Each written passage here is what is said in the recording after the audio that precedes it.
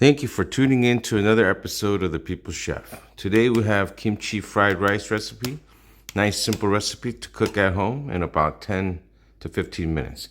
We got sliced kimchi, we have sesame oil, soy sauce, black pepper, garlic, and we have a little bit of that kalbi jjim stock broth.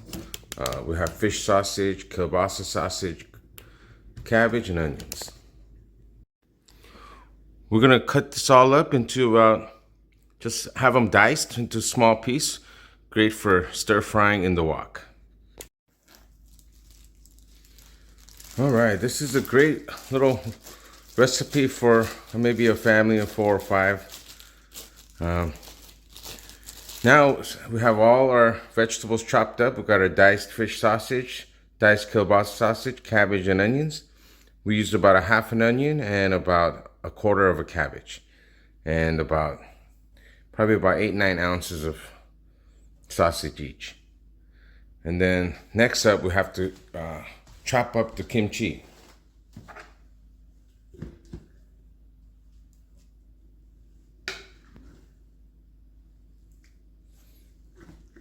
Yeah, we're using chopped kimchi already, so we just got to give it just another nice little rough chop on this real quick.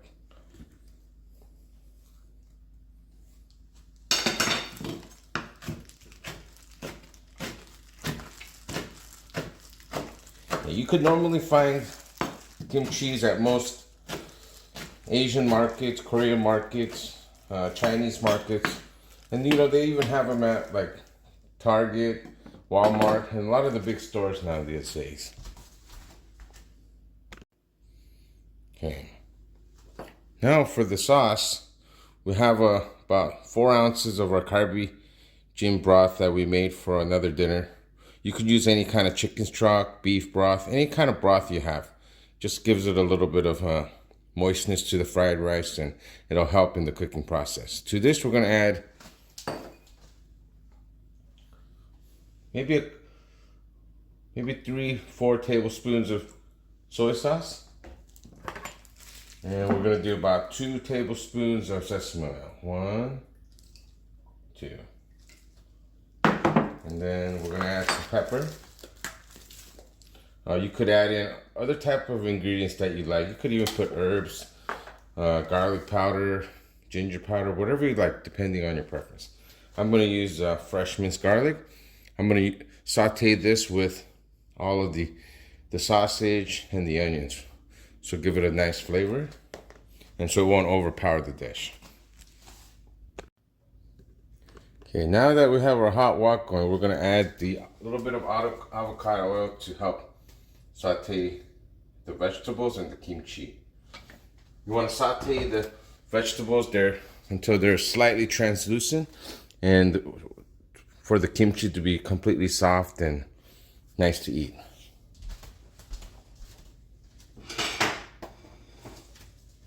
You can just add them all together at one time. A nice big wok.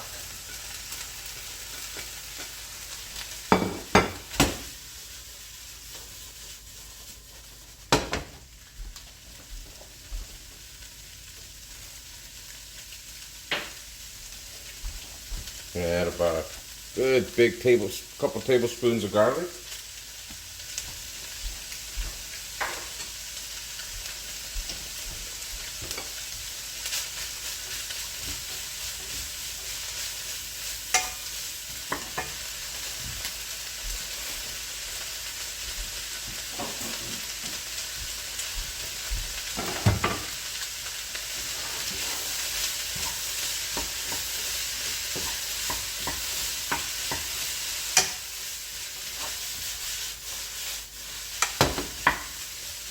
Give it a nice stir.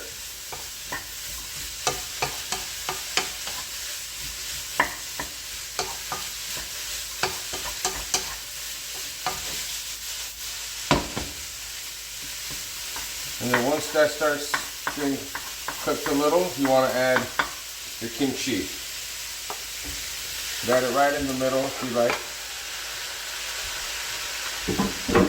Now you're going to want to saute this up for about 3 to 4 minutes.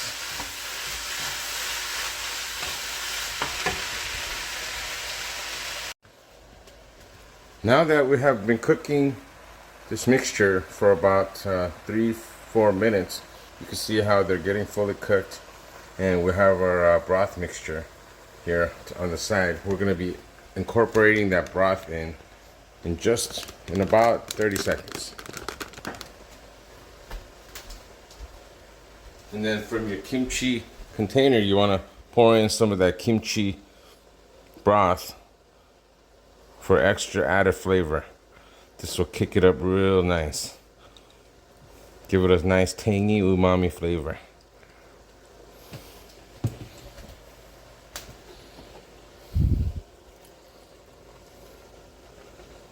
I'm gonna incorporate that all in there. Oh yeah, it's coming along good, everybody.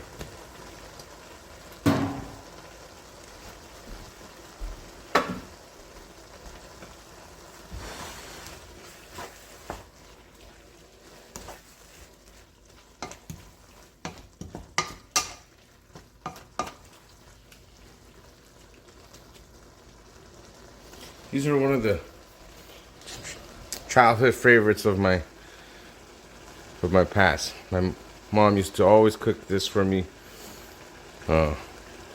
Any season, any time of the year. This is a great little snack meal that you can have. All right, once you have that going for a couple minutes, now we got our rice here. Any kind of old rice works really good. You might want to microwave it or heat it up just a little so it'll be easier in the cooking process. Now you want to incorporate that in there. A little bit at a time.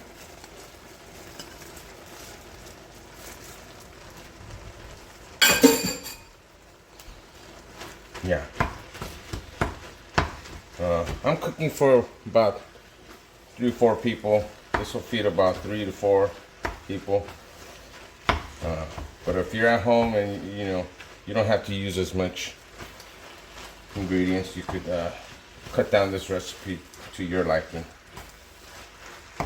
You want to keep stirring this so that it doesn't burn on the bottom, and so that all the rice gets all that broth and all that kimchi flavor nice and mixed. You'll know when all the rice is not white anymore and it all has a red color.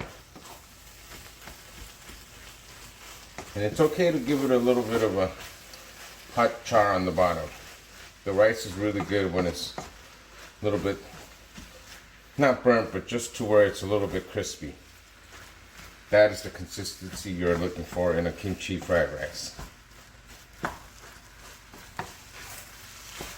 Alright. You want to saute this on high heat, but after you add the rice, you want to turn it down to about medium heat. You don't want to burn the rice.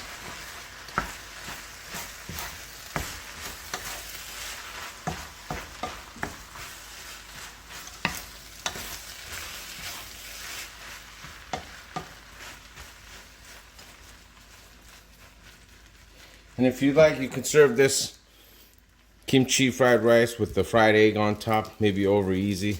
That's a really nice addition to this dish if you like, depending on your preference. And lastly, you want to add just a little bit of brown sugar. This will help give it a nice, sweet, savory, umami flavor that everybody will enjoy.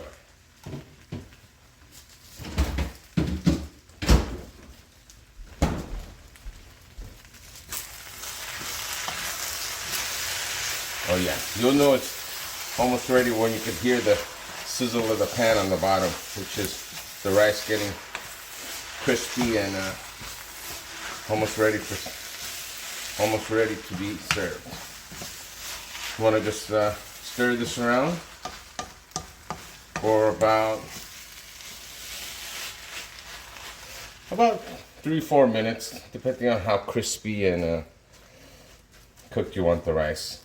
But you can tell the flavor has incorporated, and it looks amazing.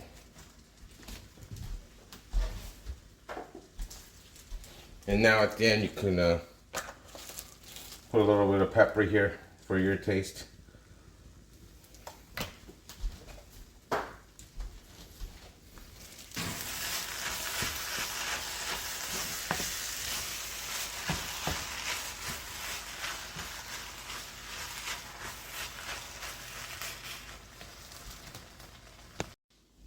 All right, and for the last plating process, just gonna put this kimchi fried rice right in a small bowl.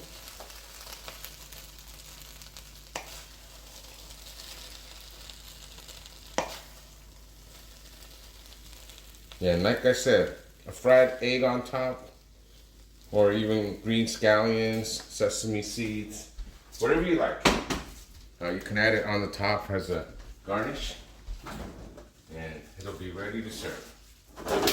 Today I'm going to be using a little bit of sesame seeds to just kind of give it a nice look.